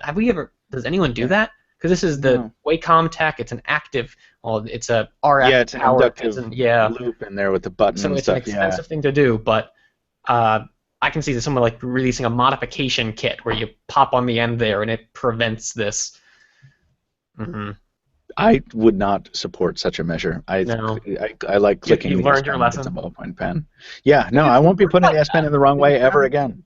Not even just for a small not even bit a of dare, penetration. a double dog dare. No. I would sooner lick a train, a Lord. train track in the middle of December. I just had it selected and then it wasn't. Okay, this is the last one. Fat Produce. Oh, man, I didn't mean to double up, but Fat Produce, congratulations. You got double exposure. Is any OEM out there anywhere close to the functionality of the S Pen on the Note series? If not, then what is the closest to its functionality? Microsoft on the Surface would be my thing. And I remember reading that CityMan or TalkMan is going to be compatible with the Surface Pen. I wonder who does the tech for the Surface. Do we know if that's Wacom as well? I don't know if it's Samsung has some sort of exclusivity deal with them. I don't know. Yeah, did Samsung purchase a stake in Wacom? Do we remember this something? Oh, I'm trying out this new keyboard, and you can't see it because it's overexposed, but it's the Enterprise. It's the Star Trek Swipe keyboard, and the layout of Swipe is very difficult to get used to, so I can't Google stuff. Is my point about that. Damn good. But the backspace key is a phaser, which I really like. Surface Wacom Microsoft. I'm misspelling everything. There we go. It says Surface Pro 3 ditches Wacom for a better N-Trig pen. Yeah, it's N-Trig. I knew they. Right. And Microsoft just invested or bought them. Might have bought them outright. Like that. The problem is there aren't a ton of companies doing this tech. And once one manufacturer forms a relationship with someone, it becomes that much more difficult because it's such an attractive feature. They don't want everyone else doing the same thing here. They don't want it to become this common where you can use the same expensive stylus between all these devices here. They want it to draw users to their thing. As a result, I think we're going to be stuck with capacitive. And don't do that. LG don't. If you're looking to get a Note experience on a different device, don't do the capacitive. No. So yeah, if you want that, get the Note. For all the crap the Note has endured for the S Pen thing and the lack of microSD in the battery, it has the best. You know what? The best pen you can get on a mobile device, and it sounds like a joke, but it is very useful at times. Go ahead. Let's bring back resistive touchscreens. Oh, now you're just being foul, friend. Mm-hmm. Steven, Jules, do you guys want to get out of here? Yeah, I could call it a day. Yeah, I think that's right, folks. Yeah. Let's get ourselves out of here. That's gonna do it for this episode of the Pocketnow Weekly. Find us on Twitter. We're throwing shade balls all over this piece. Steven is at Steven Schenck, StephenSchencck. Dom is at Mac Mixing, MacMixing, and I'm at Captain 2 Phones. Captain, the number 2 phones. Pocketnow is also on Twitter, Instagram, Facebook, and Google+, and it all comes together like a Tesla coil, exotic rocks, and dinosaur bones at the world's mustiest museum at Pocketnow.com. If you enjoy the podcast, post about the podcast so we can keep doing the podcast. Share it with your friends who love mobile technology, and share it with strangers by leaving a review on Stitcher, iTunes, wherever else podcasts are heard on the web or in the world. And remember, you can write to us for a chance to get your questions answered on the air at podcast@pocketnow.com. Thanks to everyone for your questions today. Thanks for listening to our little program. And once again, thanks for taking that survey to help us out. Take it. podsurvey.com/pocketnow. As always, the Pocketnow Weekly will be back with more mobile tech talk next week.